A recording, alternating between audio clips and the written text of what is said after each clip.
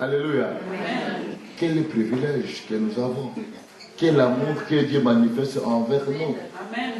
Amen. Amen. Sur ces acclamons très fortement Jésus-Christ pour cet amour qu'il a fait.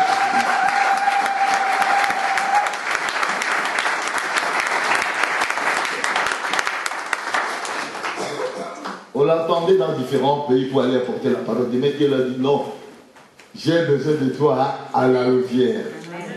Parce qu'il y a une mission spéciale à la Louvière, à l'église de Dieu de la Louvière. Merci, prophète, d'honorer la voix du Saint-Esprit et d'obéir à cette voix et venir nous bénir ici à l'église de Dieu à la Louvière. Prophète Francis, que le Seigneur te bénisse.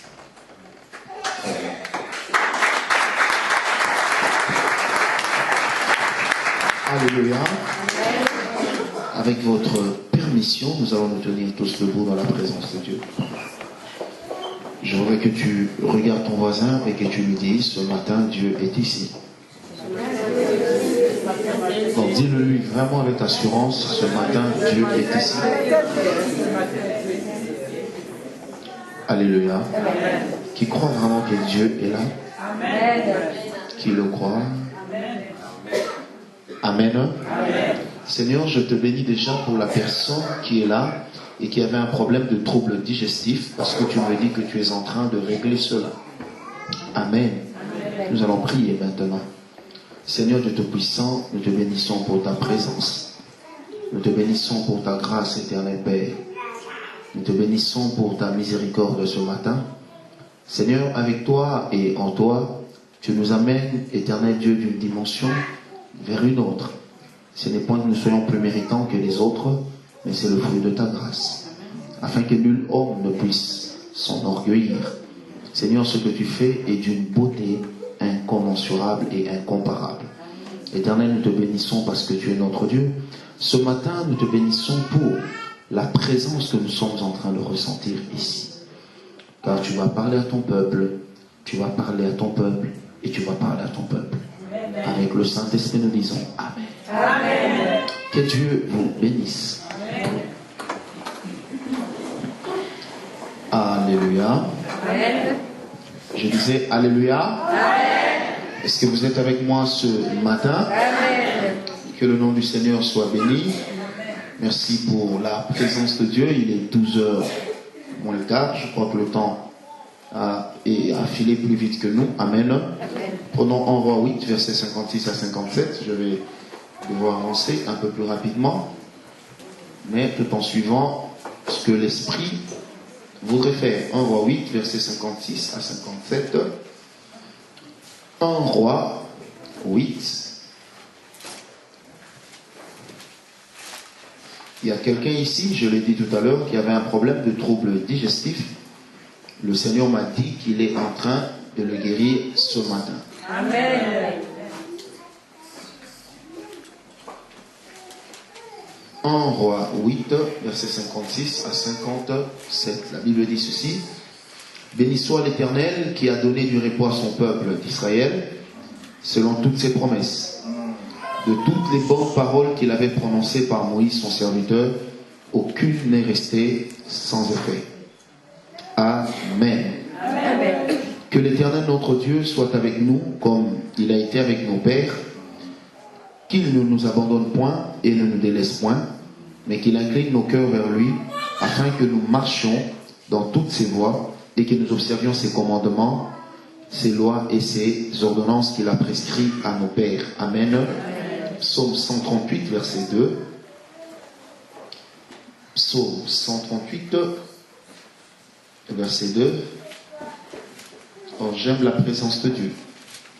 Psaume 138, verset 2. Je me prosterne dans ton saint temple et je célèbre ton nom à cause de ta bonté et ta fidélité, car ta renommée s'est accrue par l'accomplissement de tes promesses. Je reprends. Car ta renommée s'est accrue par l'accomplissement de tes promesses. Car ta renommée s'est accrue par l'accomplissement de tes promesses. Car ta renommée s'est accrue par l'accomplissement de tes promesses. Car ta renommée s'est accrue par l'accomplissement de tes promesses. Amen. Je peux le dire avec audace d'entrée de jeu, ce qui a fait que Dieu soit reconnu Dieu, c'est d'abord à cause de ses exploits. Si nous ne nous tournons pas nous autres vers des morceaux de pierre, c'est parce que ces pierres ne sont pas en mesure de nous répondre. Alléluia. Si nous n'allons pas vers des morceaux d'étoffe ou de tissu en les appelant Dieu, c'est parce que nous savons que ces étoffes peuvent faire des promesses, mais n'ont aucune possibilité de les accomplir. Dieu est devenu Dieu et les générations ont parlé de lui parce que ce qu'il a dit, il l'a toujours accompli. Vous savez, même quand Dieu vous dit quelque chose de compliqué, il l'accomplira quand même. Ce qui fait la grandeur d'une promesse, c'est lorsque l'homme devient incapable d'expliquer comment cela arrivera-t-il. L'homme intellectuel, comme la plupart ici, aime bien pouvoir expliquer ce qui leur arrive. Vous savez, quand le Seigneur fait une promesse à quelqu'un, le Seigneur ne suit pas toujours la logique des choses. Dieu peut prendre un médecin et faire de lui le plus grand inventeur d'automobile. On peut se poser la question, mais quel est le lien qui existe entre sa formation et ce qu'il est en train de faire? Le problème, ce n'est pas la formation. Le problème, c'est quelle est la promesse que Dieu a fait. Derrière chaque promesse que Dieu fait à l'homme, il cache toujours les compétences qu'il faut. Est-ce que quelqu'un est avec moi? Je répète, derrière chaque promesse que Dieu fait à l'homme, il cache toujours les compétences qu'il faut. Et je voudrais dire ce matin d'entrée de jeu que la révélation des promesses de Dieu dans ta vie te révélera aussi des compétences que tu n'avais pas. Amen. Est-ce que quelqu'un est avec moi? Et je changerai ma phrase en disant que la révélation des promesses de Dieu dans ta vie va aussi te révéler des compétences qui étaient endormies en toi. Vous savez, lorsque vous dites à une personne, le Seigneur m'a dit que tu conduiras les hommes dans sa présence. Il y en a qui disent, mais moi, tel que je suis là, c'est impossible. Amen.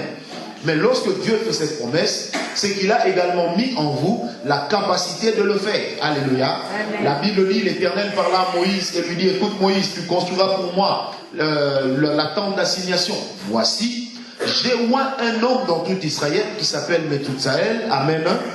Qui a reçu de Dieu l'esprit qu'il faut, et cet esprit-là lui a donné les compétences nécessaires. Et j'aime bien la Bible dit pour toutes sortes de bonnes œuvres. C'est-à-dire qu'à chaque fois qu'il y aura un besoin, le Seigneur dit, je donnerai à cet homme-là la compétence qu'il faut pour le réaliser. Amen. Et je ne sais pas pourquoi le Seigneur me pousse comme ça, je sens une brutalité en moi. Mais je voudrais dire ce matin dans cette église, il y a des gens qui vont diriger des États, il y a des gens qui vont diriger des entreprises, il y a même des gens qui vont renoncer à la nationalité qu'ils ont acquis. Je le dis de la part de Dieu. Écrivez ça dans les cahiers de cette église. Même dans 10 ans, vous témoignerez. Non, 10 ans c'est beaucoup. Déjà dans 3 ans, vous témoignerez. Amen. Alléluia. Amen. Parce qu'il y a des gens qui vont entrer dans leur destinée comme par un jeu.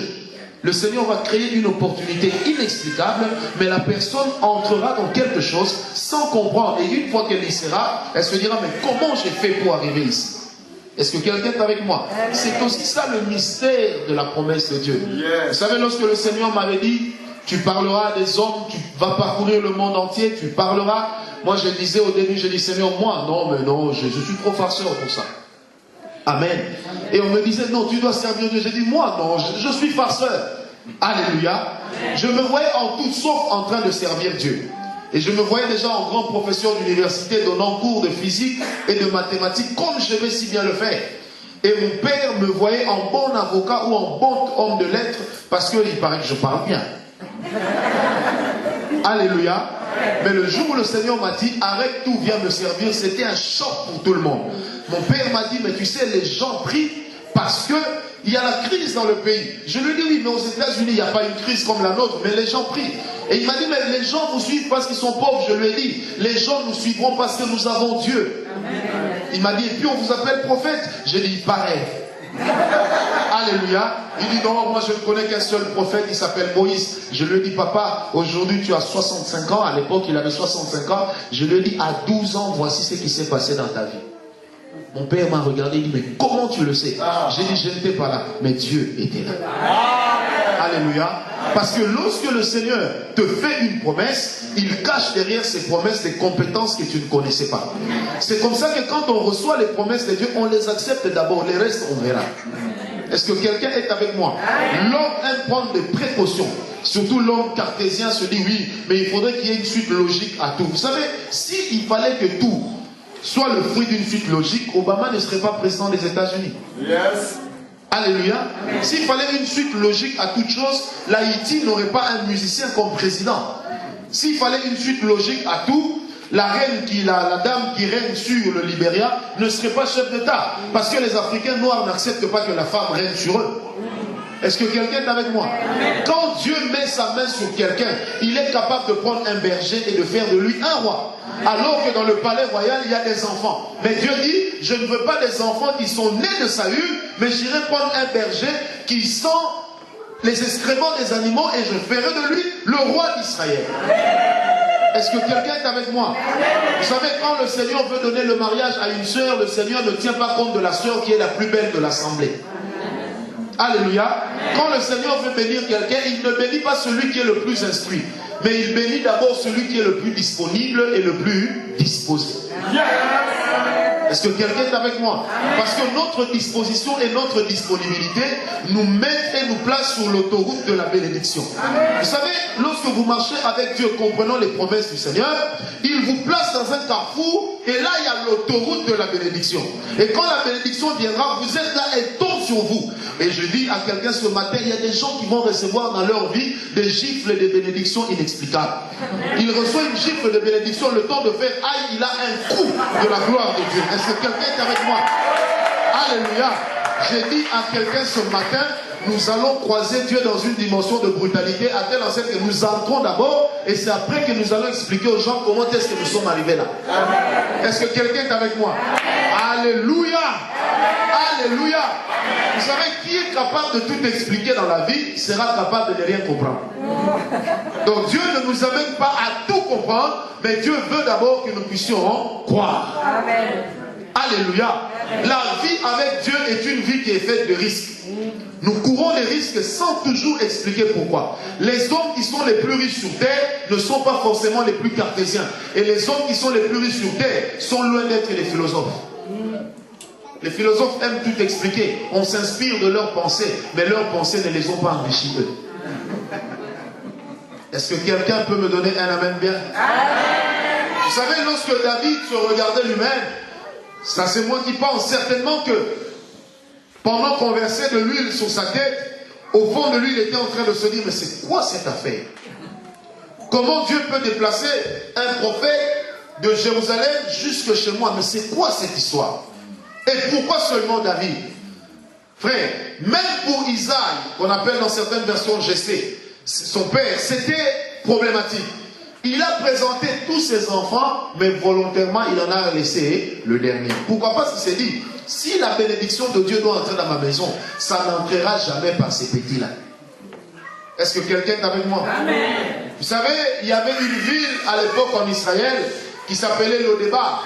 Je ne sais pas à quoi est-ce que vous pouvez comparer Lo-Débar ici, vu que je ne connaisse pas bien le pays. Mais si vous allez chez nous à Kinshasa, je crois que Lo-Débar serait un peu comparable à Boadi ou à Bibois. Donc, ouais, même le nom, même la consonance sonne déjà bizarre. Amen. Donc tous ceux qui regardaient Mephibosheth, dont le nom voulait signifier perclus des pieds, pouvaient voir en cet homme-là que la vie ou l'espérance pour lui était, excusez-moi l'expression, la tautologie, mais l'espérance même était devenue inespérée. C'est-à-dire que lui ne vivait que parce qu'il avait encore le souffle. Est-ce que quelqu'un est avec moi? Personne ne pouvait se dire que dans cette ville, il y a un homme qui montera à la table du roi. Et même si une prophétie était sortie pour dire que du milieu de vous, quelqu'un montera à la table du roi, les hommes de son temps et de cette ville se seraient dit, ça peut être tout le monde, mais jamais celui-là. Et j'aime la Bible ce matin qui dit, alléluia, que Dieu prend les choses faibles pour confondre les choses fortes. Amen. Dis à ton voisin, je suis une folie de Dieu. Ah, dis-le lui très bien, je suis une folie de Dieu. Est-ce qu'on est en train d'arriver? Est-ce qu'on est en train d'arriver? Vous savez, là où le Seigneur conduit l'homme, il peut vous montrer l'objectif. Mais quand vous allez atteindre cela, il vous montre qu'après ça, il y a encore autre chose. Amen. Alléluia. La gloire de Dieu ne dépend pas de l'âge. La gloire de Dieu ne dépend pas des années que nous avons passées dans le Seigneur. Mais la gloire de Dieu, je reprends, elle dépend de deux choses. De notre disponibilité et de notre disposition. C'est-à-dire, Seigneur, en venant, je suis disposé à ce que tu fasses tout ce que tu veux. Mais quand tu seras en train de le faire, je me disponibilise à être le premier. Est-ce que quelqu'un est avec moi? Vous savez, nous autres, quand nous sommes dans la présence de Dieu, nous ne prenons pas des précautions. Quand je viens prier, même avec mon épouse, quand la gloire de Dieu descend, elle descend d'abord. Ce qu'elle va faire, elle n'a qu'à le faire. Et même moi qui vous parle, dans la présence de Dieu, je tombe, je roule par terre, je crie. Et des fois, mes propres enfants me posent la question, mais papa, pourquoi tu cries? Je leur dis, parce que Dieu vient de me montrer qu'il est très grand. Amen. Alléluia. Amen. Dis un peu à ton voisin, tout est une question de disposition et de disponibilité. Alléluia. Amen. Tout dans la vie avec Dieu est une question de disponibilité. Et j'insiste pour dire à quelqu'un que la folie de Dieu est près de ceux qui ont cru. Amen. Alléluia. Amen. Le seul effort que je te demande de fournir ce matin, c'est de croire. Alléluia. Amen. Hier, nous avions parlé sur c'était quoi les promesses de Dieu. Nous avions dit que les promesses de Dieu, c'était un engagement que le Seigneur prenait. Deuxièmement, nous avions dit que la promesse de Dieu, c'était une ordonnance signée de la main du Seigneur, n'est-ce pas?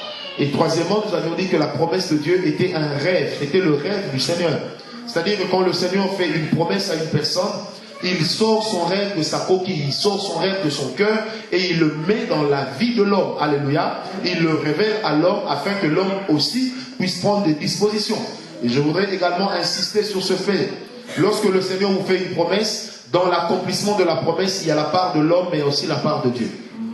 Tout au long de ce séminaire, nous n'étudierons jamais la part de Dieu. Parce que la part de Dieu, c'est de réaliser ses promesses. Mais la part de l'homme, c'est de se mettre là où il faut et de faire ce qu'il faut faire pour que cette promesse-là puisse s'accomplir. Lorsque la promesse de Dieu ne s'accomplit pas dans la vie de l'homme, ça ne veut pas dire que Dieu a changé d'avis. Mais ça veut dire qu'il y a une panne du côté de l'homme, parce que la panne ne peut jamais être du côté de Dieu. Amen. Est-ce que quelqu'un est avec moi? Amen. Je reprends. Lorsque la promesse de Dieu ne s'accomplit pas dans la vie d'une personne, ça ne veut pas dire que Dieu a changé d'avis, mais ça veut d'abord dire qu'il y a une panne que Dieu a trouvée du côté de l'homme, et qu'avec cette panne-là, ça met Dieu en incapacité de faire quelque chose pour nous. Parce que ce que nous ne pouvons pas faire, alors que c'est notre responsabilité, Dieu ne le fera jamais pour nous. Pourquoi est-ce qu'aujourd'hui l'onction de guérison a cessé de couler dans plusieurs églises? C'est parce que les chrétiens pensent que c'est à Dieu de venir guérir les malades. Or Dieu dit, j'ai fait de vous des médecins et j'ai donné l'onction de guérison dans vos vies. Donc ce n'est pas à moi de venir guérir les malades, c'est à vous de le faire. Est-ce que quelqu'un est avec moi? Amen. Est-ce que quelqu'un peut me donner un amen bien? Amen. Vous savez, je voudrais quelqu'un d'audacieux qui va répéter avec moi, là où Dieu ne va pas faire, moi je vais faire.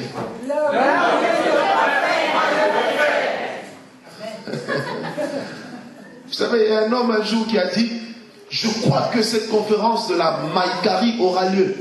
Et il dit à la télé, même Dieu ne pourra pas m'arrêter. Un homme de Dieu l'appelle, dit, mais Dieu va arrêter un morceau de chair comme toi. Tu n'es pas au niveau de Dieu. Mais moi, je t'arrête. Il lui dit, si réellement tu crois que tu peux me défier, lève-toi de ta chaise. L'homme a essayé de se lever, la chaise est restée collée à lui. Alléluia. Amen. Il dit, si tu es capable, lève-toi. Ça ne veut pas dire que le Seigneur lui a dit, va lui dire qu'il ne peut pas se lever. Non. Parce que là où Dieu se tait, il nous donne la voie qu'il faut. Amen. Est-ce que quelqu'un est avec moi? Amen. Et la panne ne peut jamais être du côté de Dieu. Quelqu'un m'a dit, moi j'aime bien la franc-maçonnerie parce qu'on va plus vite. Oui, on va plus vite, mais le comble c'est qu'on prend aussi une vitesse de croisière pour aller en enfer. Et le problème avec toutes ces histoires-là, c'est que quand on va en enfer, on ne croise même pas des feux rouges et encore moins des feux oranges. Tout est vert.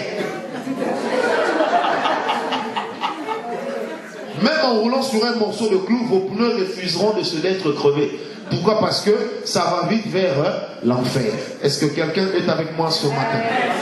Alléluia. Et Dieu aime bien ce qu'il fait avec nous. Dieu aime bien ce qu'il accomplit avec nous. Et si Dieu nous a créés, et si Dieu nous a suscités, c'est à dessein qu'il l'a fait.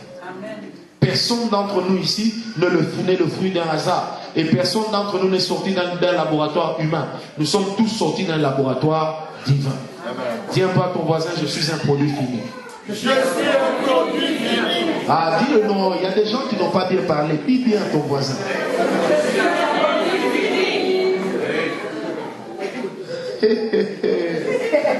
Alléluia. Je suis un produit fini.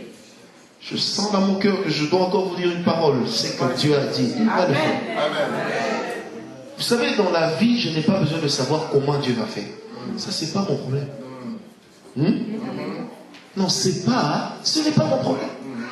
Tout ce que je sais, c'est que Dieu m'a dit. Donc, comme il m'a dit, il va le faire. Vous savez, la première fois que je me suis retrouvé aux États-Unis, le jour où on m'a dit que je devais aller aux États-Unis, j'avais $50. Et c'était la haute saison, le billet coûtait $2000. Mais Dieu m'a dit, tu vas voyager. J'ai fait le bagage, j'ai dit à mon épouse, qui était en déplacement en Afrique du Sud, je lui ai dit, tu sais chérie, je vais aux États-Unis. Elle m'a dit, mais comment tu vas faire? Je lui ai dit, mais je ne sais pas, ça c'est pas mon problème. À chacun son travail. Moi je sers Dieu fidèlement. Alors Dieu, qu'est-ce qu'il va faire? Il va accomplir sa promesse. Je vais voir quelqu'un de très âgé, il me dit, ah prophète, ça va, que Dieu te bénisse. $1000. J'ai dit, ça y est. Alléluia. Je rentre à la maison, une autre personne m'appelle, prophète, vous allez bien? Oui, 1500. J'ai dit, ok. Et le jour du voyage, je me dis, Seigneur, je vais voyager sans argent de poche. Je devais prêcher au culte du matin et prendre l'avion le soir.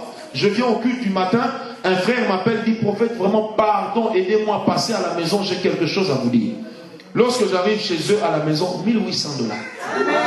Vous savez, quand Dieu veut vous bénir, il vous donne des gifles.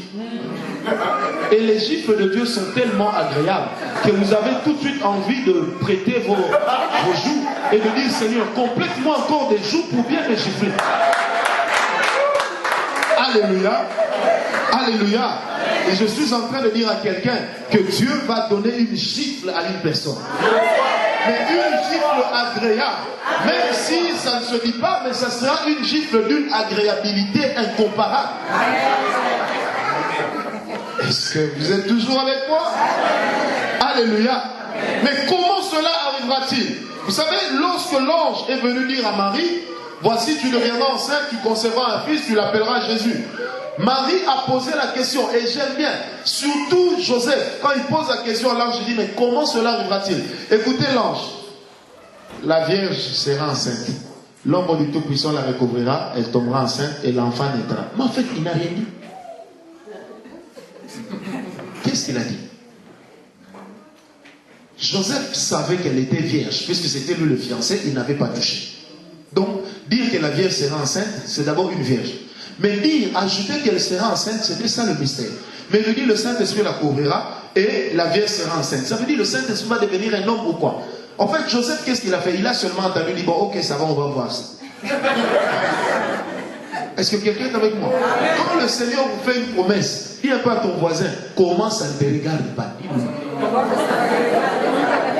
Non, pose-lui, dis-le lui très bien, ça ne te regarde pas. Vous savez, les gens que nous considérons comme des grands sur cette terre, s'ils nous racontent d'où ils viennent, on se dira, mais c'est un miracle.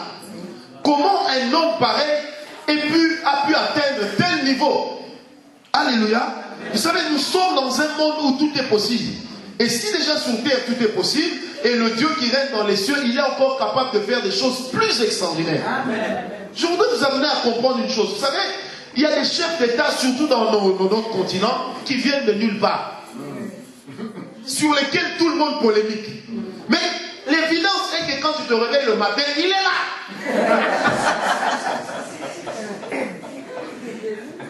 Donne-moi une amène bien. Quand vous allez dans un pays comme la République centrafricaine, celui qui est l'actuel président n'était que l'officier d'ordonnance de l'ancien président. Mais comment il est arrivé là? Mystère. On dit qu'il a fait la rébellion, mais pourquoi sa rébellion à lui a réussi? Est-ce que vous me comprenez? Vous allez ailleurs, vous apprenez, mais ce chef de l'État là, c'était qu'un lieutenant. Mais comment du lieutenant à la présidence? Vous savez, être chef d'État en Afrique, ce n'est pas vos petites histoires ici. C'est un chef de l'État. Donc un chef d'État en Afrique, c'est un roi, plus roi que le roi Albert. Donnez-moi un amen bien. Est-ce que vous me comprenez? Parce qu'en Afrique, la conception du chef, on l'a encore. Donc quand le chef entre, tout le monde doit se lever, même si vous l'avez vu en retard. Des fois, les gens me disent, oui, mais tel, il paraît qu'il était, on ne sait pas quoi. Mais tel autre, il était, on ne sait pas quoi. Le problème, c'est qu'il n'y a pas besoin de savoir qui il était. L'Afrique du Sud est dirigée par un homme qui n'a jamais été à l'université et qui n'a jamais terminé l'école secondaire. Conséquence, il danse partout. Mais le problème, c'est lequel? C'est que il est là. Si Dieu vous fait une promesse, ne faites pas trop de calculs. Croyez.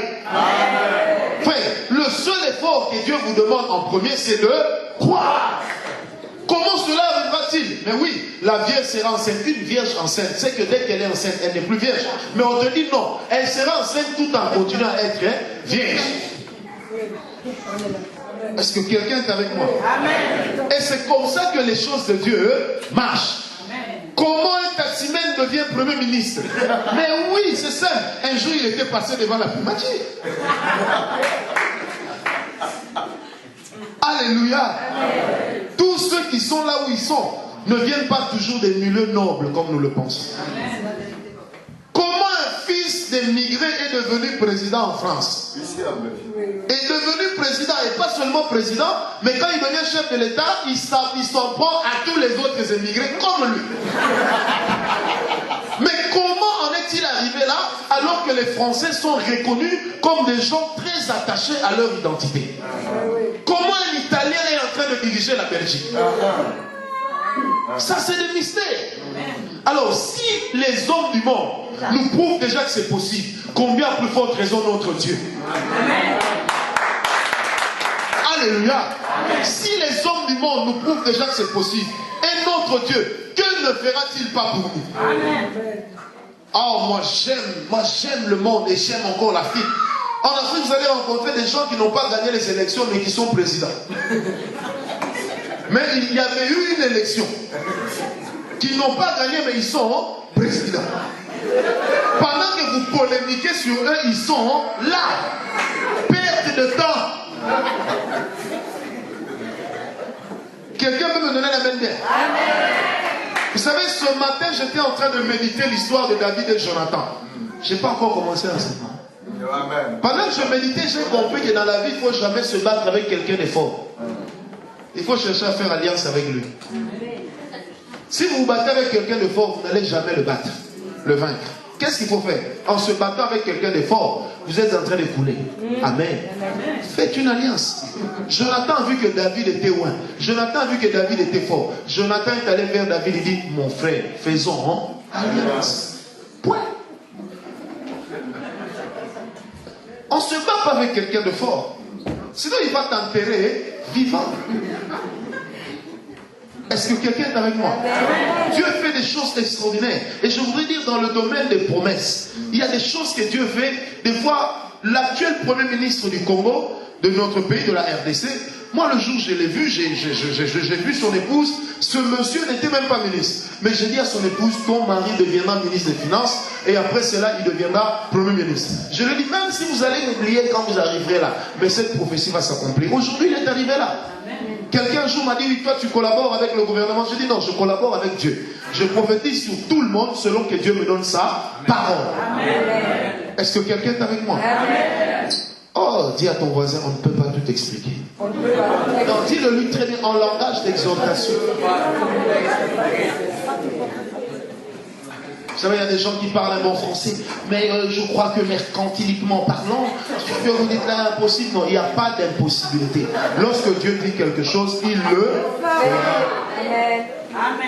Le vendredi, je vous ai donné un exemple. Comment Mobutu est devenu président du Congo. Lui qui est entré dans le cabinet comme secrétaire civil, il sort du bureau ce jour-là comme général et chef, comme colonel et chef d'état-major.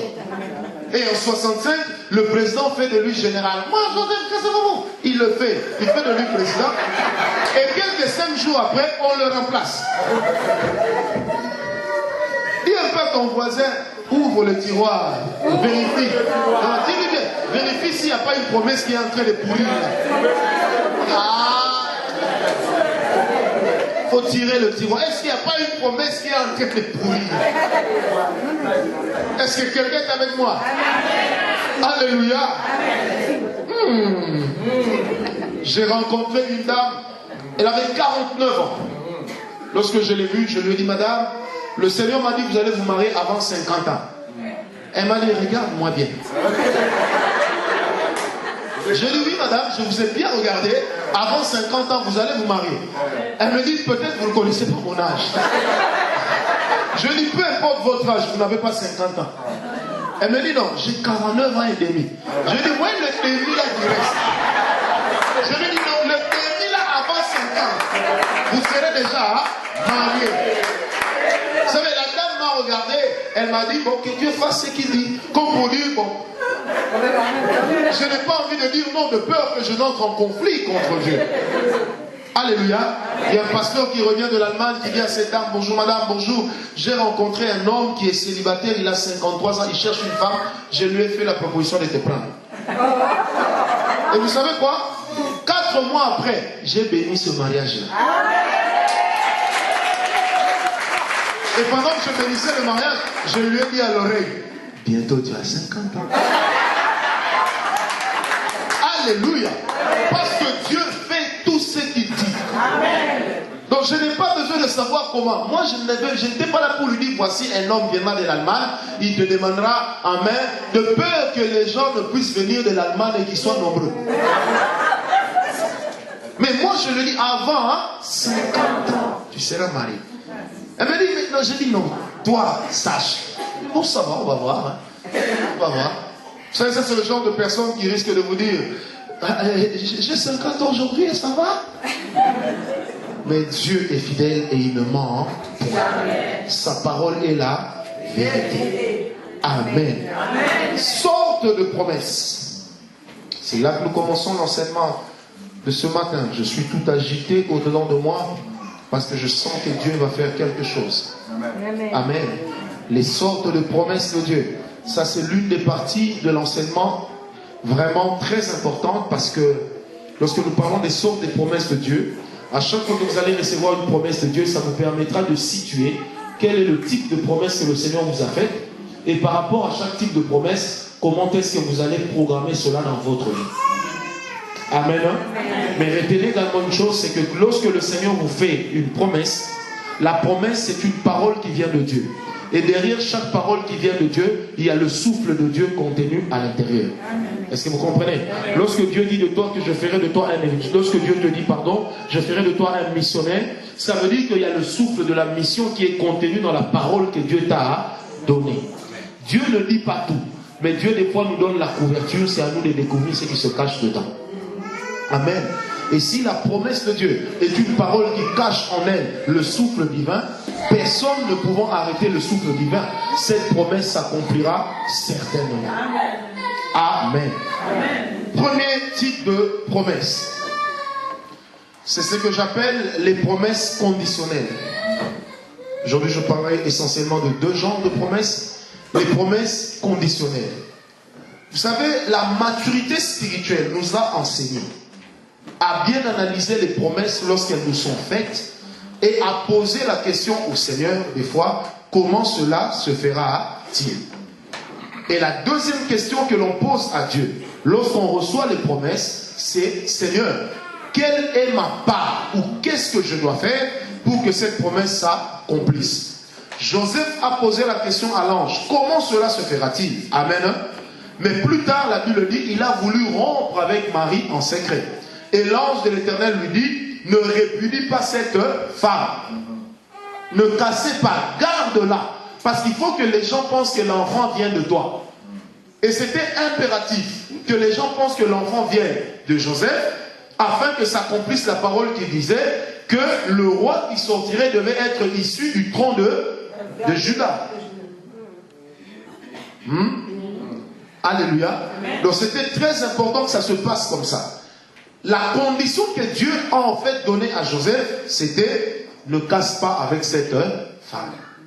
Généralement, lorsque nous parlons des promesses de Dieu, nous oublions une chose importante.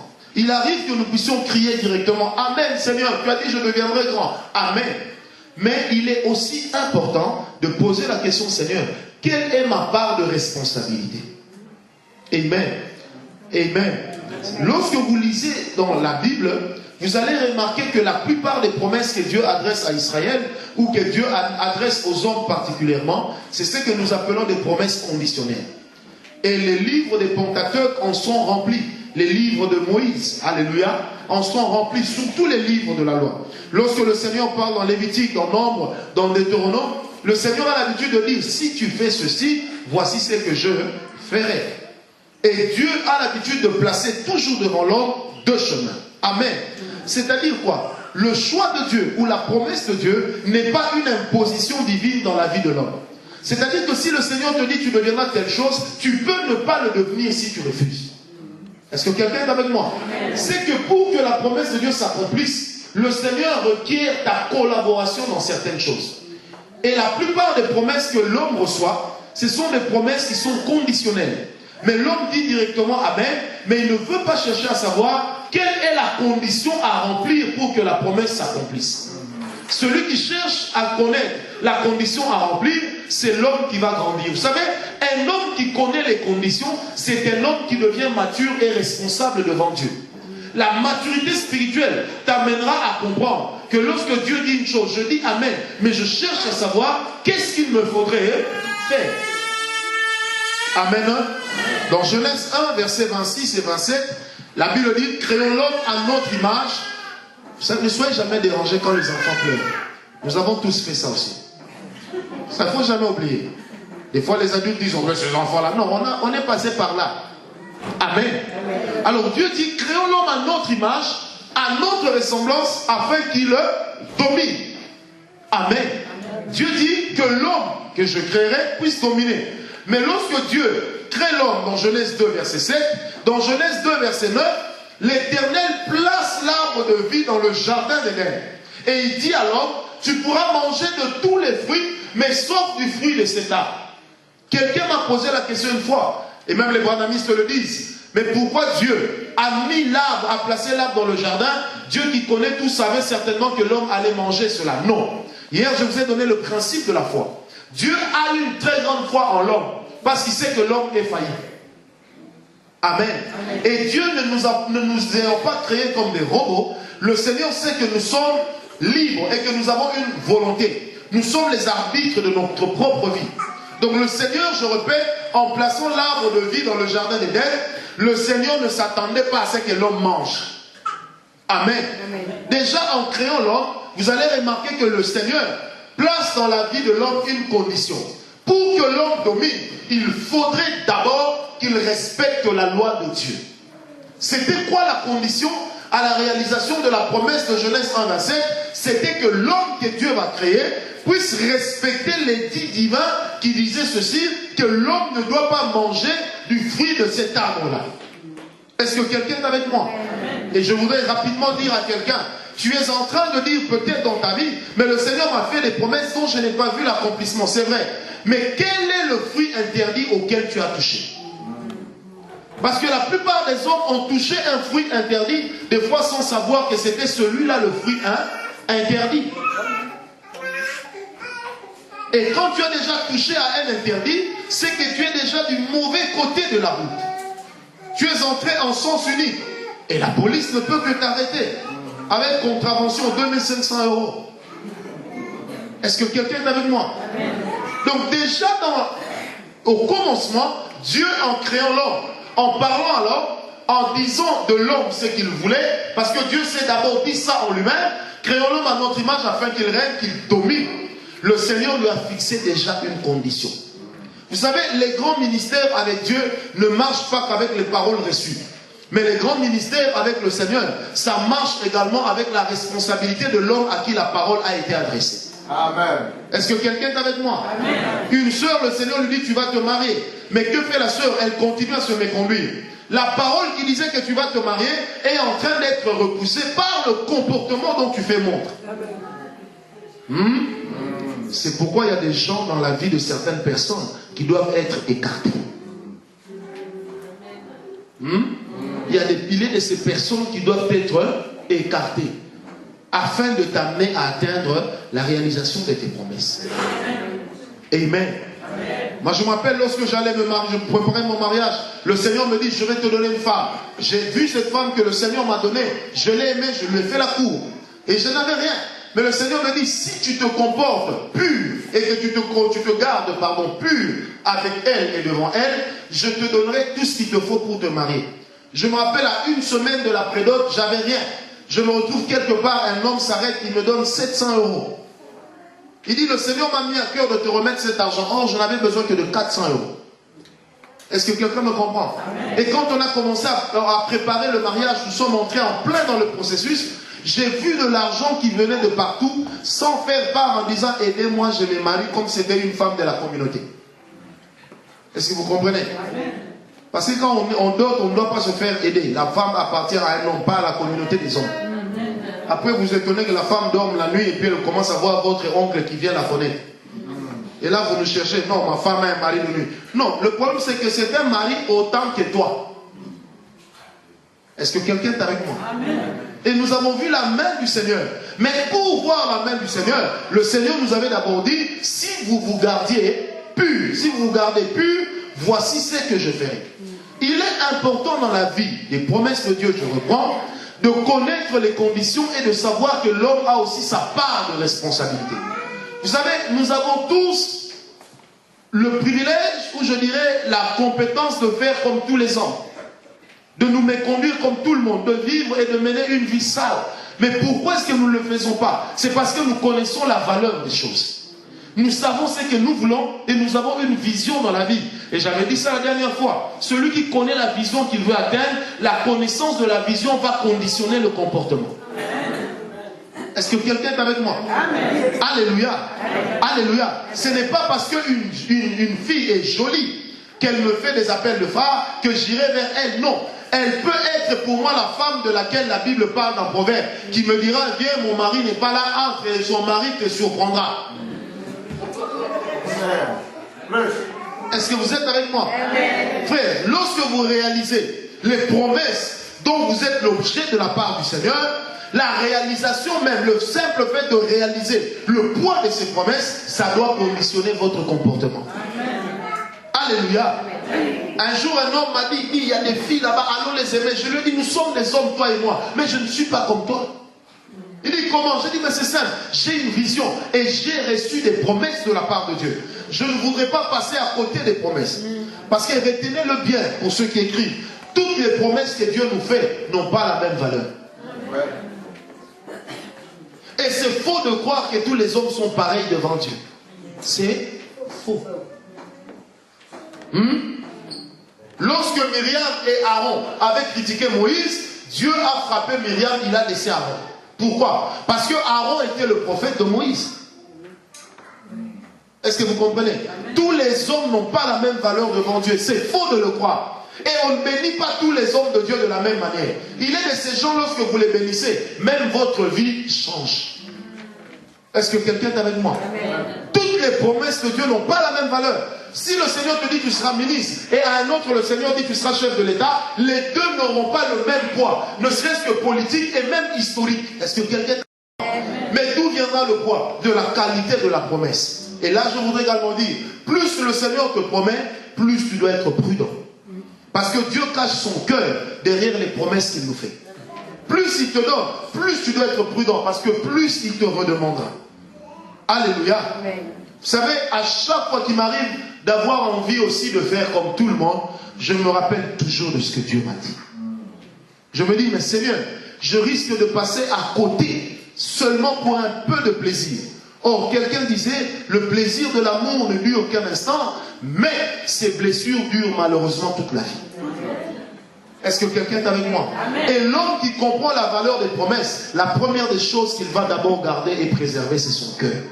Puisque la Bible dit dans Proverbe 4, verset 23, garde ton cœur plus que toute autre chose, car c'est en lui que se trouvent les issues de la vie.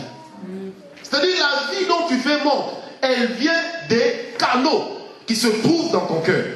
Alléluia. Et lorsqu'il y a une obstruction dans le cœur, qu'est-ce qui va se passer? Le reste du corps ne sera pas oxygéné et conséquence, l'homme perdra la vie. Alléluia. Alléluia. Dieu me fait une promesse, je dirais Alléluia, Amen. Mais je chercherai à savoir, Seigneur, qu'est-ce que je dois faire pour que la promesse s'accomplisse? Et c'est là qu'intervient le travail des prophètes. Et c'est là que les prophètes sont différents de ceux qui ont le don de prophétie. Yes. Ceux qui ont le don de prophétie vous diront, le Seigneur m'a dit, il fera avec toi ou pour toi telle chose. Dites Amen, mais après, cherchez un vrai prophète. Parce que lui vous dira, pour telle chose, si tu veux arriver là, voici ce que tu devras faire. Amen. Et j'ouvre une parenthèse pour dire, le domaine de la prophétie n'est pas un domaine réservé, où les prophéties ne sont pas toujours dirigées que vers les simples chrétiens. Tout homme, Dieu connaît sa vie, et à tout homme, Dieu peut parler. Amen. Est-ce que quelqu'un est avec moi? Amen. Est-ce que quelqu'un est avec moi? Alléluia. Amen. Je reçois une promesse, mais je dois prier, Seigneur, quelle est la condition à remplir pour que cette promesse s'accomplisse? Qu'est-ce que je dois faire? Qu'est-ce que je dois faire? Comment est-ce que je dois me comporter? J'aime bien dans 1 Roi 17, verset 1, la Bible dit, Élie dit, il n'y aura point de pluie sinon à ma parole. Quand vous descendez dans 1 Roi 17, la Bible dit, la parole de l'Éternel fut révélée à Élie. Et l'Éternel dit à Élie, va au torrent de Kérit. Bois l'eau du torrent jusqu'à ce que le torrent sera sec. Et ensuite tu t'en iras de là, parce que j'ai instruit à une femme de te nourrir. Amen, la veuve de Sarepta. Vous connaissez cette histoire? Remarquez, Élie dit, il n'y aura point de pluie. Mais au même moment, Dieu intervient pour lui dire, pour qu'il n'y ait pas de pluie, voici la condition. Va boire l'eau qui se trouve au torrent. Amen. Bois l'eau du torrent, et en buvant l'eau du torrent, ce torrent finira par devenir sec. Mais si Élie n'avait pas suivi la condition, la parole qu'il avait donnée se serait arrêtée quelque part. Il avait maudit Israël en disant qu'il n'y aura pas de pluie, qu'il y aurait une sécheresse de plus de 3 ans et demi. Mais s'il n'était pas allé boire l'eau du torrent, certainement, ça c'est moi qui pense, certainement que la sécheresse n'aurait pas duré autant de temps. Puisque vous allez remarquer que même pour que la pluie revienne, le Seigneur utilise le même Élie. Et ça c'est un principe biblique. La bouche qui bénit, c'est celle qui mange. Amen. C'est un principe biblique. Remarquez, Élie met en exergue l'autorité qu'il a reçue, il met en exergue la puissance qui vient de Dieu, mais le Seigneur lui dit, va boire l'eau du torrent. Or, vous allez remarquer une chose, le jour où le Seigneur demande à Élie d'ouvrir les cieux, la Bible dit, Élie va sur la montagne avec son serviteur, il se met à prier. Mais il dit à son serviteur, toi va au sommet, regarde le ciel et rapporte-moi ce que tu vois. La Bible dit ceci, lorsque le serviteur, Élie lui pose la question, qu'est-ce que tu vois? Le serviteur dit, premièrement, je ne vois rien. Ensuite, le serviteur dira, je suis en train de voir un nuage se former, et ce nuage a la forme d'une main. Directement, Élie s'arrête et dit, ça y est, il s'en va. Amen. Or, dans le langage hébreu, la Bible dit exactement ceci, que lorsque Élie était en train de prier, il avait pris la position des femmes traditionnelles juives lorsqu'elles accouchent. Donc c'est comme si c'est Élie en train de prier qui était en train d'accoucher de la pluie qui devait s'abattre sur la nation. Amen. C'est pourquoi la Bible dit, Élie a pris sa tête, il l'a mis entre ses deux jambes. En réalité, c'est comme ça que les femmes de l'époque, au Moyen-Orient, accouchaient. Qu'est-ce qu'elles faisaient? Elles mettaient la tête entre les deux jambes et elles poussaient jusqu'à ce que l'enfant sorte. Or, nos mamans qui sont ici le savent. L'enfant, en sortant, il peut sortir par la main, il peut sortir par les pieds, ou même il peut sortir par la tête. Ce qui fait que lorsque le serviteur est venu dire à Élie, voici je vois un nuage qui ressemble à une main, et Élie a compris que la pluie est déjà là. Et quand Élie dit, allons-y, Dieu a déjà répondu. Mais pour qu'ils en arrivent là, la condition était laquelle? Il fallait d'abord que Élie commence par aller boire l'eau du torrent. Et lorsqu'il accouche de l'eau du torrent qu'il avait bu, la pluie tombe. Amen. Est-ce que quelqu'un est avec moi? Amen. Même pour opérer dans des grandes dimensions avec Dieu, il est important de comprendre les clés. Il est important de comprendre les clés. Je vais vous donner un exemple. Dieu m'utilise souvent par sa grâce dans le ministère de guérison. Et un jour, j'étais surpris, le Seigneur m'avait dit, lorsque quelqu'un souffre des yeux, souffre des oreilles, souffre de la bouche, c'est-à-dire il est muet, il est sourd ou aveugle, le Seigneur me dit, j'ai surtout les sourds et les muets. Vous allez remarquer dans la vie que quand quelqu'un est sourd, facilement il est muet. Et j'ai posé le Seigneur pourquoi. Le Seigneur m'a dit, quand quelqu'un comme ça se présente devant toi, c'est simple. Tu dois toucher de ce côté parce que les nerfs passent par là. Et depuis que je le fais, ça marche toujours. Ça veut dire que j'avais la grâce de guérison déjà. Mais pour que cette grâce-là opère, il fallait que je sache le comment faire. Or, comment faire, c'est ça la condition. Vous savez, dans les choses de l'esprit, si tu sais comment est-ce que Dieu, par où est-ce que Dieu passe, si tu connais quel est le robinet qu'il faut, auquel il faut être connecté, tu comprendras comment faire pour que la grâce de Dieu t'accompagne toujours. Amen. Et je vais vous choquer un peu en vous disant, ce n'est pas à force de beaucoup prier qu'on devient grand, mais c'est à force de bien connaître les choses avec Dieu. Amen. Comment est-ce que ça fonctionne? Pourquoi est-ce qu'il y a des gens qui chantent, quand ils chantent, la gloire descend? Mais pourquoi est-ce que lorsque moi je chante, la gloire ne descend pas? C'est qu'il y a quelque chose que je dois découvrir. Amen. Amen. Dieu avait dit que mes filles devaient se marier. Mes filles sont en train d'avancer en âge. Comme il y a une dame ici qui a 3 filles. Et de toutes ces 3 filles, les 3 sont célibataires à l'heure où je parle, bien que l'une était déjà engagée sur la voie du mariage, mais ça n'a pas marché. Amen. Elle est ici avec nous maintenant. Mais le Seigneur me pose la question. De poser la question à cette dame. Est-ce que tu avais cherché à savoir quoi faire pour que tes filles se marient? Ou tu avais juste dit Amen? Or, si tu avais su quoi faire, tu aurais épargné à tes filles l'hécatombe qu'elles soient en train de connaître. Le problème c'est lequel? Lorsque tu sais comment ça marche, c'est fini. Dis à ton voisin, découvre seulement comment ça marche. Non, dis-le lui très bien, découvre seulement comment ça marche. Alléluia. Derrière chaque promesse que Dieu te fait, il y a des conditions qu'il faut remplir. Mais je voudrais déjà d'entrée de jeu dire qu'il est de ces promesses-là qui ne nécessitent aucune condition. Et c'est ce que nous appelons des promesses absolues. Mais j'en parlerai demain. Alléluia. Le deuxième type de promesse que je voudrais qu'on aborde rapidement, c'est ce que j'appelle les promesses provoquées. Dis un peu à ton voisin les promesses provoquées. Amen. Quelqu'un peut prendre avec moi Job 29, versets 12 à 13. Job 29, versets 12 à 13. Job 29, versets 12 à 13. Si un frère bien-aimé dans la salle peut se lever et faire pour nous la lecture. Job 29, versets 12 et 13. Un frère bien-aimé qui a une bonne voix. La voix est belle et elle est bonne pour qu'il accepte. Puis je sais que c'est derrière moi, mais je veux qu'un frère lise. Job 29, versets 12 à 13. Il n'y a pas de frère courageux. Allez-y mon frère, vous êtes bien habillé. Allez-y. Car j'ai sauvé le peuple qui m'implorait du secours et l'orphelin qui manquait d'appui. La bénédiction du malheureux venait sur moi. Je remplissais de joie le cœur de la veuve. Qui a compris ce verset?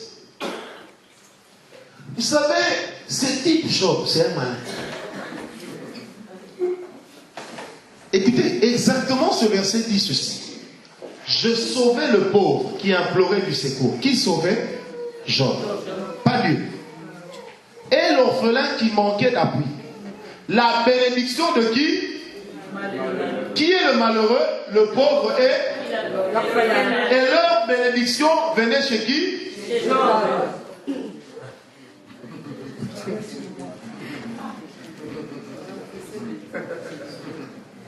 Est-ce que vous avez bien compris ce que je veux dire? Donc, quand le pauvre cherchait du secours, Job faisait quoi? Le sauver. Sans que Dieu ne lui dise, va le sauver. Deuxièmement, quand l'orphelin manquait d'appui, Job le lui accordait. Ensuite, lorsque la bénédiction, mais qui donne la bénédiction? Non, qui donne la bénédiction?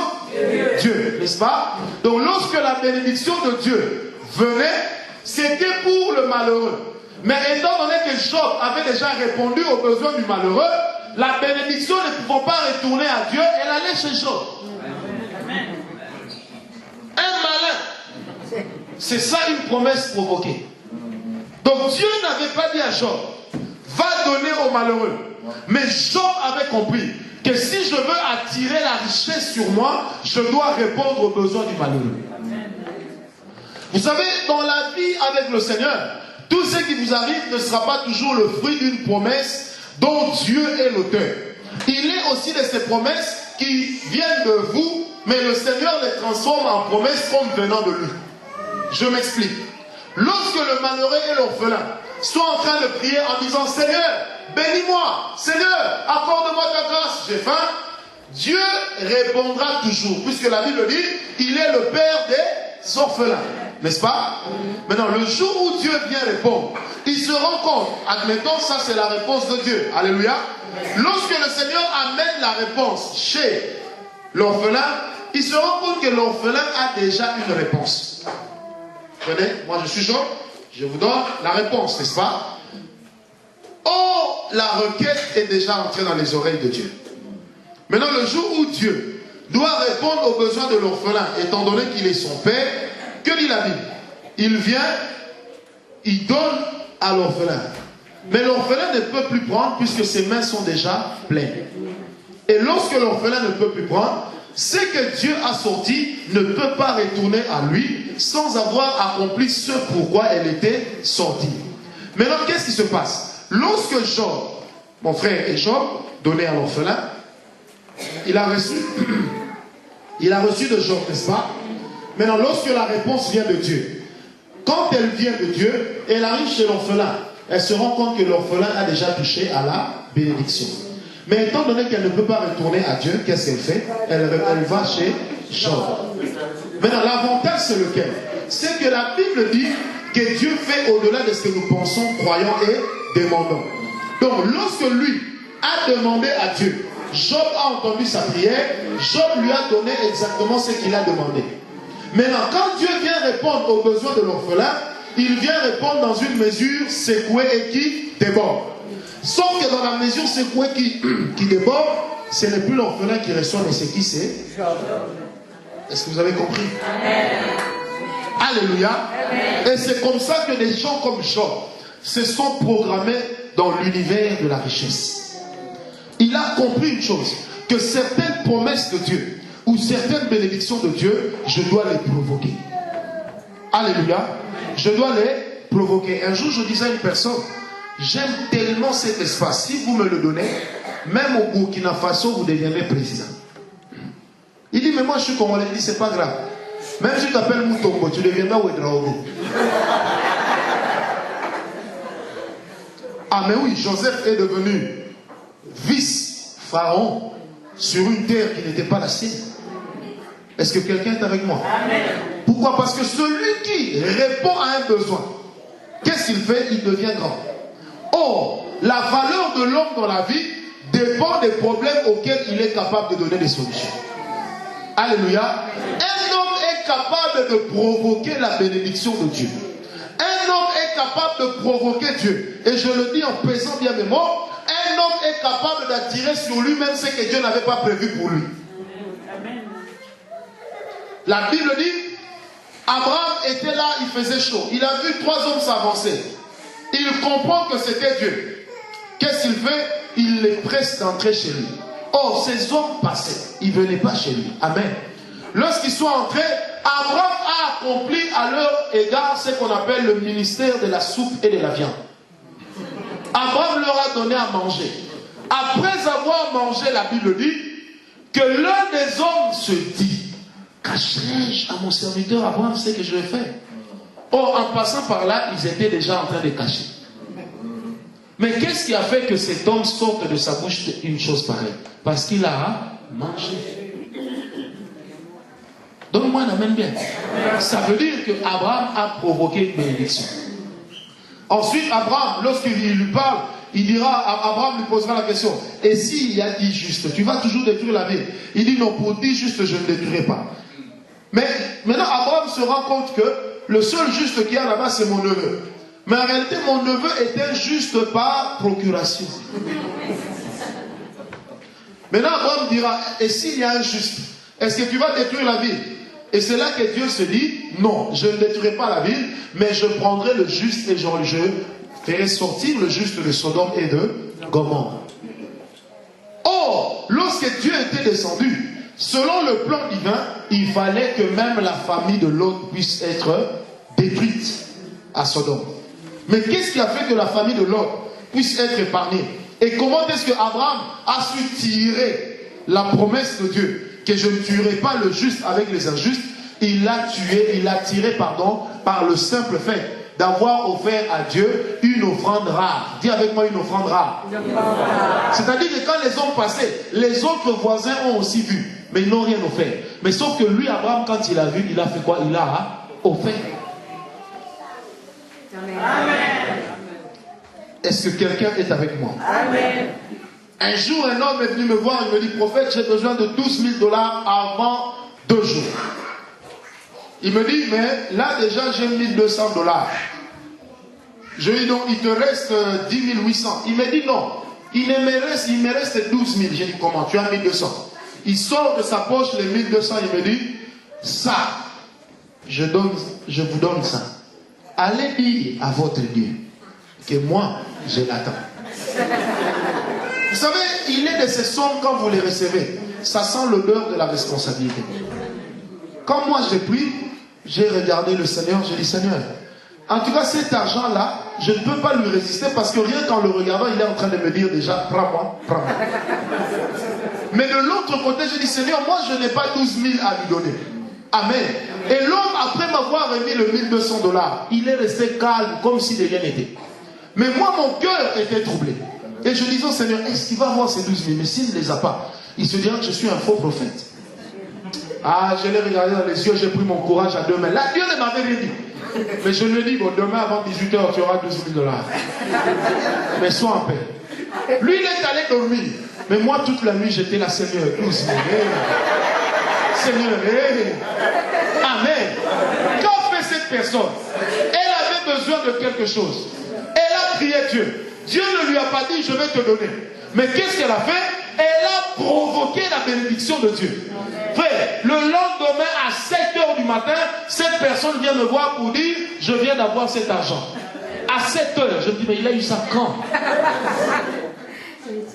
Parce que quelqu'un l'avait appelé à 5 h 30 pour lui dire, je sors, alors passe avant. Est-ce que quelqu'un est avec moi? Il est de ces promesses de Dieu qu'il faut apprendre à provoquer. C'est-à-dire là où Dieu ne m'attendait pas, moi-même je fais quoi? Je provoque. Vous savez, la première Mercedes que j'ai eue dans ma vie, c'était un frère qui me l'a offert. Il est venu me voir, il me dit, prophète, prends cette voiture. Oh, cette année-là, j'avais dit, j'ai prêché dans une église, et je leur avais dit, avant le 31 décembre, j'aurai une voiture. Mercedes 190, couleur noire, intérieur noir, climatisé. J'avais donné cette description. On était arrivé le 29, un frère m'a appelé, c'était en 2005. Il dit, prophète, demain c'est le 31.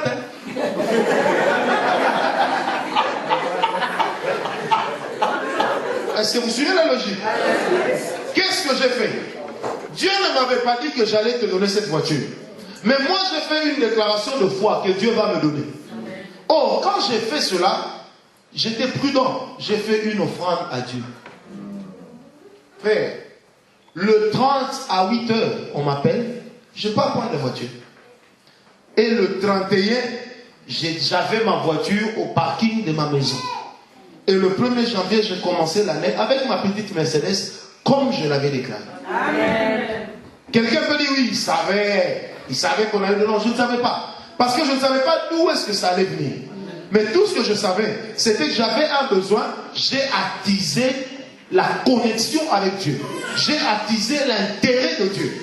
Vous savez, même lorsque vous répondez aux besoins de l'église, vous n'êtes pas en train d'aider Dieu ni d'aider le pasteur. En réalité, vous êtes en train de vous aider toi vous-même. Pourquoi? Parce qu'en cas de problème, vous êtes capable et libre de dire, Seigneur, souviens-toi que quand on avait besoin d'argent à l'église, moi j'avais donné. Amen. Et le Seigneur qui est dans les cieux, il s'en souviendra. Donc il y a des promesses qui sont des promesses provoquées. Donc j'arrive là où on ne m'attendait pas. Amen. On dit, mais cet homme, il ne croyait même pas en l'argent. Mais comment ça se fait que maintenant, il a beaucoup d'argent? C'est simple. Il avait compris une chose. Le Dieu qui donne l'argent, véritable, il n'y en a qu'un seul. Et si je peux seulement toucher le cœur de Dieu, alors je saurai attirer de lui une bénédiction. Est-ce que quelqu'un est avec moi?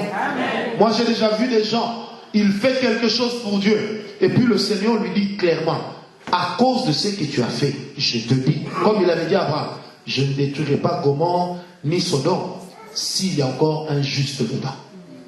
Est-ce que quelqu'un est avec moi? Et j'ai déjà vu des gens dans ma vie, ça je vous le dis clairement. Ils ont fait quelque chose. Le Seigneur leur dit, cette affaire ne devait pas marcher. Mais puisque tu as fait ça, je te dis que ça va marcher. Est-ce que quelqu'un est avec moi? Parce que le Seigneur nous a aussi donné la possibilité de prendre des initiatives. J'ai besoin de quelque chose, je ne sais pas comment je l'aurai. Qu'est-ce que je fais? Je fais mon offrande. Qu'est-ce que je fais? Je provoque le cœur de Dieu. Vous savez, une fois j'étais à Paris, et la nuit je dors, je rêve qu'on m'a remis $1 million. Et je ne savais pas qui me remettait ça. Il était 4 heures du matin. J'ai appelé mon épouse. J'ai dit, chérie, ça va? Elle me dit, mais je dors. J'ai dit, non, réveille-toi. J'ai une bonne nouvelle à t'annoncer. Elle me dit, laquelle? J'ai dit, bientôt on va avoir 1 million dans notre compte. Elle me dit, ça va venir d'où? J'ai dit, attends, je vais t'expliquer. Va dans le tiroir de mon bureau, le premier tiroir. J'ai laissé de l'argent là-bas. Prends l'enveloppe là, va chercher tel homme de Dieu. Dis-lui que c'est de ma part. Elle me dit, mais s'il me pose la question, pourquoi? J'ai dit, ça ne te regarde pas. Toi, donne-lui. Quand il remet à l'homme de Dieu m'appelle, dit, prophète, comment vous me remettez beaucoup d'argent comme ça? Je lui ai dit, ça ne te regarde pas. Toi, prends seulement. Mais Dieu sait pourquoi je l'ai fait. Et bientôt, je vais avoir mes millions. Amen. Ça viendra d'où? Je ne sais pas. Est-ce que vous comprenez comment ça marche? J'ai fait, ça fait 3 mois, je crois, ou 4 mois. Je n'ai pas encore vu. Mais je sais que Dieu va m'exaucer. Amen. Pourquoi? Parce que celui qui provoque les promesses de Dieu, il prend l'initiative. Donc il met Dieu à l'épreuve. Et la Bible dit, mettez-moi de sorte à l'épreuve, et vous verrez si je n'ouvre pas pour vous les écluses des cieux. Donc il est de ces bénédictions dans ta vie. Dieu se tient déjà à la porte, mais il attend que tu le provoques pour casser la porte. Donne-moi une amen bien. Amen. Non, il y a des gens qui ne comprennent pas bien ce que je dis ce matin. Oh, il y a des gens qui peuvent dire, oh, monsieur le prophète, il en veut mon argent. Non, je veux ta bénédiction. Est-ce que quelqu'un est avec moi? Amen. Moi, je veux ta bénédiction. Amen. Amen. Amen. Amen. Mets Dieu à l'épreuve et tu verras. Pourquoi? Parce que, je reprends, tu peux te programmer là où personne ne t'attendait, là où même Dieu ne t'attendait pas. Donc, pasteur, quand on parlait des grands bishops, on ne vous voyait pas. Même Dieu ne vous voyait pas. Mais vous faites quelque chose, ça fait que Dieu dit, il doit entrer là-bas. Et comme Dieu ne peut jamais se justifier devant qui que ce soit, qui va lui poser la question, que fais-tu? La Bible dit dans Proverbe, car la parole du roi est puissante. Qui lui dira, que fais-tu? Qui peut dire à Dieu, que fais-tu? Il y a des choses extraordinaires que Dieu fait. Amen. Je vous assure, il y a des coins du globe ici. Qui connaît le pasteur Bénin? Vous savez, Bénin a rencontré un jour un jeune homme de 22 ans. Le jeune homme lui dit, pasteur, je priais et j'ai senti que Dieu va vous donner un garçon. Bon, Bénin avait 3 filles. Vous savez, Bénin regarde le jeune homme de 22 ans, il se regarde lui dans toute sa bénignité. Il se dit, mais en fait, ce petit n'est rien par rapport à moi. J'ai un ministère qui est universellement connu. Bénin appelle son financier, il lui dit, fais-moi un chèque d'1 million de $. On lui fait un chèque d'1 million de $. Il gifle le garçon avec le chèque. Il lui dit, prends ce chèque, va dire à ton Dieu j'attends l'enfant. Il a donné à l'enfant le nom de Job, je crois. Un garçon. Est-ce que vous comprenez? Il s'est dit non, n'allons pas par 4 chemins. Violence. Amen. Ce sont les violents qui font quoi? Qui s'en emparent. Il dit violence. Moi, je donne $1 million. Va dire à ton Dieu là. Pourquoi? Parce que, vous savez, j'aime bien, il y a une expression en lingala qui dit au Simbi Sinza me touche. Traduit en français, littéralement, ça veut dire, je vais imaginer ça. Vous voyez, dans un match de football, vous êtes dans la surface de réparation. L'arbitre est à côté. Vous êtes en train de courir vers le ballon. Et puis, on vous donne le ballon. Au lieu de l'amortir à la poitrine, vous avez le ballon en main. Ça tombe sur vos mains. Au même moment, l'arbitre vous regarde. Vous allez discuter comment? C'est ça, touche. De là, même avant que l'arbitre n'ait sifflé, tous les spectateurs vont crier. C'est pourquoi la Bible dit, mettez-moi de sorte à l'épreuve. Et vous verrez si je n'ouvrirai pas les écluses des cieux. Dis à ton voisin, Dieu déteste avoir honte. Non, dis-le lui très bien, Dieu déteste avoir honte. Alléluia. Il y a des choses que nous allons provoquer dans le cœur de Dieu. Certaines promesses, le Seigneur ne viendra pas vers vous pour vous les faire, mais ça sera à vous d'aller vers Dieu pour les obtenir. Amen. Dis à ton voisin, si Dieu ne vient pas, moi j'irai. Alléluia. Amen. Alléluia. Amen. Moi je voudrais dire à quelqu'un, avant qu'on ait terminé ce séminaire, toi tu dois être sûr que tu as eu aussi ta prophétie. Amen. Vous savez, un jour j'ai prophétisé dans une église de minuit à 10 heures du matin. Donc j'étais archi épuisé. Il y avait beaucoup de gens et le Seigneur avait opéré des grands miracles. Vous savez, quand je sortais, j'ai croisé une dame. Là, à la porte, elle me dit, prophète, vous ne sortez pas. Je dis, madame, je suis fatigué. Elle dit, Elle me dit, vous ne sortez pas, ou alors poussez-moi. Je dis, madame, je peux faire ça. Elle me dit, non, vous ne sortez pas. Je dis, pourquoi? Elle me dit, donc moi, Dieu ne me connaît pas. Je vais vous dire une chose. Dieu ne m'avait rien dit. Mais quand seulement elle m'a dit, moi, Dieu ne me connaît pas, j'ai senti une sainte colère monter en moi. Je dis, non, Dieu te connaît, je vais te prouver. Je dis, madame, vous êtes née telle date. Vous êtes de tel village. Le Seigneur me dit, la dame est tombée sous l'onction et moi je suis passé. En fait, cette dame m'avait marqué. Comment est-ce qu'elle m'avait marqué? Elle a compris une chose. Comme Dieu n'est pas venu vers moi, moi, j'irai vers lui. Est-ce que quelqu'un est avec moi? Dis à ton voisin, il est de ces promesses que Dieu tient en main, il ne sait pas à qui les donner. Il ne sait pas à qui les faire. Mais Dieu a besoin de quelqu'un qui va aller les obtenir. Vous savez, un jour nous étions à Mangengenge.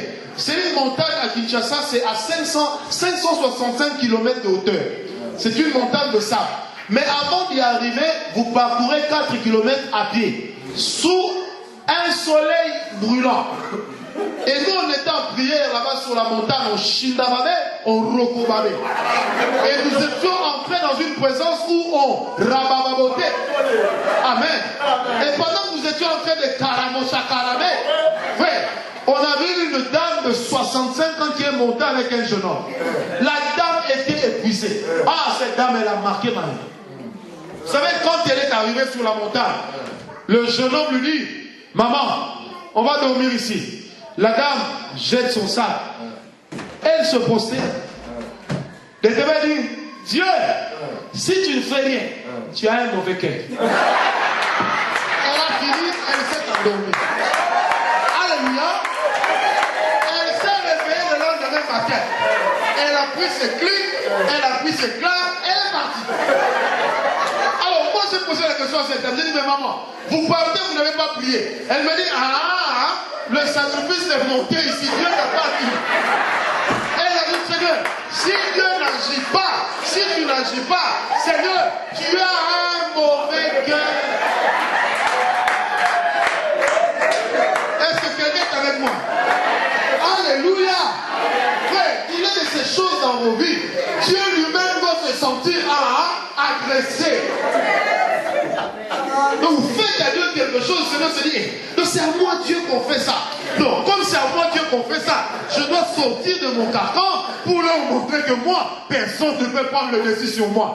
C'est comme ça que Jacob avait dit à Dieu, je ne te laisserai pas partir que tu m'aies béni. L'ange lui dit, mais le jour approche. Oh, Jacob savait que l'ange était venu la nuit pour que les autres ne le voient pas. Si quelqu'un peut me donner un amen. Quelqu'un peut me donner un amen bien. Frère, dis un peu à ton voix, il faut agresser Dieu. Vous savez, ce que j'aime en lisant les Écritures, vous allez remarquer que le Saint-Esprit, lorsqu'il agit, des fois il agit en utilisant le tempérament de la femme. Et dans Isaïe 63, verset 10, la Bible dit, ils ont été rebelles à mon esprit. C'est pourquoi moi, Dieu, je suis descendu pour le défendre. Est-ce que vous comprenez? Pourquoi est-ce qu'on parle toujours d'agression faite à la femme, jamais d'agression faite à l'homme? Quand la femme met l'histoire ici qui est comme une ceinture prolongée, ce n'est pas une agression visuelle. Mais qui en parle? Amen. Et le Saint-Esprit, quand il vient dans nos vies, vous allez remarquer qu'il a la sensibilité de la femme. Amen. Hein? Vous voulez que je vous dise quelque chose? Dieu est sensible. Amen. Dieu est sensible. Un jour, Jésus dira, il y en a qui sont eunuques depuis le ventre de leur mère. Dans Matthieu 24. Il dit, d'autres les sont devenus à cause de l'intérêt du royaume. Mais d'autres encore le sont devenus parce que les hommes les y ont contraints. Mais ce que j'aime avec ça, c'est que Jésus ne dit pas que personne n'est pas eunuque. Il dit peu importe comment, mais ils sont tous devenus eunuques. C'est-à-dire quoi? Qu'il y a des gens dans les ministères, pasteur, on ne les attendait pas, mais ils sont arrivés. Donc Dieu ne les avait pas appelés. Mais à cause du besoin du Seigneur, s'il n'y a personne pour jouer au synthé, moi je vais jouer au synthé. Vous savez une histoire, j'ai un ami à moi, Camerounais. Un Camerounais francophone. On avait une conférence à Kinshasa et il y avait le docteur Roger Outima qui prêchait. L'interprète tombe sous l'onction et il n'y a plus personne pour interpréter. Vous savez, Roger Outima pose la question dans la salle, il dit, y a-t-il un homme qui croit que Dieu peut l'aider à interpréter? Lui n'a rien compris, mais il a cru comprendre. Qu'est-ce qu'il a fait? D'ailleurs, c'était lui qui avait dirigé mon mémoire de fin de cycle en théologie. Il s'est levé, il est venu. Directement, il a pris le micro. Et puis Roger m'a dit, people of God, I'm here just to bless you. Et puis là où il est, il dit, peuple de Dieu, Alors Roger m'a comprend que l'homme ne parle pas anglais. Mais il lui a dit, parce que tu es déjà arrivé ici. Pourquoi? Il l'a béni, l'homme a reçu l'onction. Une histoire vraie. Cet homme vit à Kinshasa, un Camerounais. Roger m'a parlé en anglais, lui il a interprété. Et jusqu'à aujourd'hui, il parle anglais. Il me dit toujours, mon cher, moi j'ai appris l'anglais par l'esprit. Il y avait des gens dans la salle. Mais pourquoi tous ne sont pas interprétés? Parce qu'il y en a un qui a agressé Dieu. Il dit, on ne peut pas arrêter la réunion parce que l'interprète est tombé sous l'onction. Ah non! Il dit non, puisque Dieu parle à son peuple, moi j'en serai l'interprète. Donne-moi un amen bien. Je dis à quelqu'un ce matin, dis à ton voisin, tu dois agresser Dieu. Non, dis-le lui très bien, tu dois agresser Dieu. Ah, dis-lui, tu dois agresser Dieu. Hey, alléluia. Vous savez, j'ai mon propre petit à la maison, le frère, le petit Philippe, vous connaissez? Ce petit était en train de mettre de l'argent de côté pour se marier. Un jour, je prêche. À la fin, le petit vient pleurer à mes pieds. C'est un garçon que j'ai pris depuis qu'il était au secondaire. Il a terminé l'université, il travaille sous ma responsabilité. Vous savez, quand il est venu là, il pleurait. Je l'ai regardé, j'ai dit, mais petit, pourquoi tu pleures? Il m'a dit, papa, je vais faire quelque chose de grave. Je lui ai dit quoi? Il dit, tout l'argent de mon mariage, je vous donne. Vous savez, il y a de ces choses, quand on vous les fait, vous avez l'impression d'être en train d'escroquer. J'étais gêné. J'ai dit, mais ce petit, j'ai plus de moyens que lui. C'est moi qui devais même l'aider. Mais lui, il prend ce qu'il avait investi, qu'il gardait pour son mariage, il me l'apporte. Et au moment où je vous parle, dès mon retour, le petit se marie. Et ça, mon aide. Vous voyez comment Dieu fait des choses. Un jour, il y a une dame qui était magistrate au Congo. Moi, j'étais fauché. Et le matin, en me relevant, j'ai dit, Seigneur, est-ce que tu ne vois pas que j'ai les poches vides? Dieu m'a dit, si petit j'ai vu, mais attends, je vais voir quelqu'un qui va te donner l'argent. Une dame m'appelle magistrate, vous savez, les magistrates, surtout lorsque c'est une femme, hein, elles réfléchissent. Hein. Elle m'appelle, bonjour prophète, je dis bonjour, c'est le prophète Gawala. Je dis oui. Est-ce qu'on peut se voir à tel endroit? Je dis oui. Vous savez, quand vous n'avez rien à faire, ça ne vous empêche pas d'aller quelque part, parce que ça vous donnera au moins l'envie ou l'impression d'être important. Alors je suis allé là en ville, j'ai garé mon véhicule, et puis je suis resté à l'intérieur. J'ai vu une dame qui est entrée dans ma voiture avec un sac d'argent. Vous savez, quand on dit un sac d'argent, n'imaginez pas un sac en euros, hein? Non, en francs congolais. Or, 1 euro font à peu près 2000 francs congolais. Là, vous me comprenez mieux. Donc, elle vient avec un sac d'argent. Elle me dit, prophète, je touche 1000 $ par mois. On vient de me payer 6 mois de salaire. J'ai 3 mois d'arriéré de loyer. On a chassé mes enfants hier à l'école. J'ai dit à Dieu qu'il me donne l'argent pour payer le Minerval et la maison parce que mon mari ne travaille pas. Et puis la dame pleure un peu. Elle me regarde dans les yeux, elle dit, prophète, mes besoins restent intacts malgré mon argent. Je dis pourquoi? Elle me dit, parce que Dieu m'a dit, j'ai senti dans mon cœur que je dois vous donner cet argent. J'ai dit un peu, non, tout. Vous savez, quand la dame a fait entrer l'argent dans la voiture, j'ai eu froid au dos. J'ai dit, Seigneur, si les gens entendent ça, est-ce qu'ils ne penseront pas que j'ai travaillé moralement cette dame pour me donner cet argent? J'ai regardé la dame dans les yeux, je lui ai dit, vous avez provoqué mon Dieu. Attendez-vous à une gifle, à un coup de pied de la part de Dieu. Amen. Lorsqu'elle rentre à la maison, son mari lui dit, où est l'argent? Elle dit, j'ai donné au prophète. L'homme fâché. L'homme avait envie de quitter la maison. Mais à cause du fait que c'est quand même lui qui devait ramener l'argent d'abord, il est resté calme, mais un calme frustré. Vous savez, la semaine qui a suivi, Madame la Présidente de la République dira, je dois effectuer un voyage en Suisse au compte des ONG et j'ai besoin que le tribunal tel me donne 3 femmes avec lesquelles on va voyager. Quand on lui soumet 19 dons, non, la dame change d'avis, elle dit, je prends qu'une personne et c'est elle qu'on a pris. Mais imaginez les frais d'émission étaient de combien? L'Europe qu'elle n'avait jamais vue sauf suivie à la télé. Elle s'est retrouvée là-bas et de 2, elle avait des vraies coupures, non pas des dollars mais des euros. Parce que les euros sont plus respectueux et respectables que les dollars, vu leur forme imposante et leur valeur boursière. Est-ce que vous comprenez? Et le jour où elle est revenue du voyage, elle m'a ramené 2 chemises, je me rappelle, en me remettant les chemises, elle a elle-même pleuré, elle dit, prophète, en faisant ce que j'avais fait, au fond de moi, je me disais c'était une folie.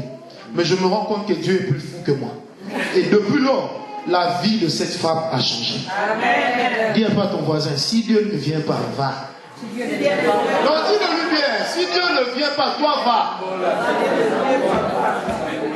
Tu veux une prophétie ce matin, n'est-ce pas? La prophétie, c'est va vers lui. Dis un peu à ton voisin, allons bouger Dieu. Dis-lui, allons bouger Dieu. Donc dis-le-lui bien, allons bouger Dieu. Alléluia. Vous savez, j'ai un couple que j'encadre, papa David les a déjà vus, le couple Bambile, Cantos. Ils ont fait 5 ans sans enfants. Et puis un jour, j'arrive à l'église, l'un des pasteurs dit, nous allons bénir le prophète. J'ai dit, bon, ça va. J'étais là, je vois le couple sort et il m'amène une chèvre. C'est quand ils entrent avec la chèvre et l'argent, beaucoup d'argent. Ils mettent à mes pieds. Écoutez ce que la femme me dit à l'oreille. Je te donne la chèvre et tu me donnes mon enfant. Vous savez, j'avais envie de lui dire, mais cet enfant, il est en moi ou quoi? Et comme moi, je marche avec la foi, qu'est-ce que j'ai fait? J'ai dit, déposez la chèvre là, donnez l'argent. J'ai mis ici. Au moment où je vous parle, le mois prochain, cette dame va avoir son enfant. Amen. Ce Dieu, c'est difficile de l'abandonner. Il est plein de surprises. Vous savez, arrêtez de croire. Oui, Dieu me fera des promesses le jour où il voudra. Non. Il y a des choses là, il faut aller agresser Dieu. Il faut l'agresser sur le trône. Que Dieu sente qu'il est agressé. Est-ce que vous me comprenez? Amen. Vous savez, je vais conclure par là. Un jour, on était avec des amis dans une veillée, et il y en a un qui a sorti une histoire fabuleuse. Il dit, mon cher, tu sais, un jour on était au ciel. On a dit à Dieu, voici les hommes entrent au ciel par délégation, selon la nation de laquelle ils viennent. On dit à Dieu, voici les Américains. Et le Seigneur dit, ça, ce sont des adorateurs. Ils ont adoré Dieu. Ils ont vendu des praise and worship dans le monde entier. En tout cas, je les accueille. Ils sont entrés, Dieu les a bénis. On dit à Dieu, voici les Européens. Il dit, oh, eux, ils allaient à l'église quand ils voulaient. Lorsqu'il neigeait, il pleuvait, ils n'y allaient pas. Alors, comment qu'ils entrent? On dit au Seigneur, voici les Nigérians. Le Seigneur dit, ça, ce sont des hommes de foi. Qu'ils viennent. Mais quand on dit au Seigneur, voici les Congolais de l'Église. Vous savez, le Seigneur dit à l'ange, j'ai compris que c'est eux. L'ange pose la question à Dieu, comment? Il dit, mais toi-même, tu n'entends pas qu'ils sont en train d'enlever les tôles. Pourquoi? Parce que chacun veut arriver avant l'autre. Alléluia. Lèvons-nous, nous allons prier.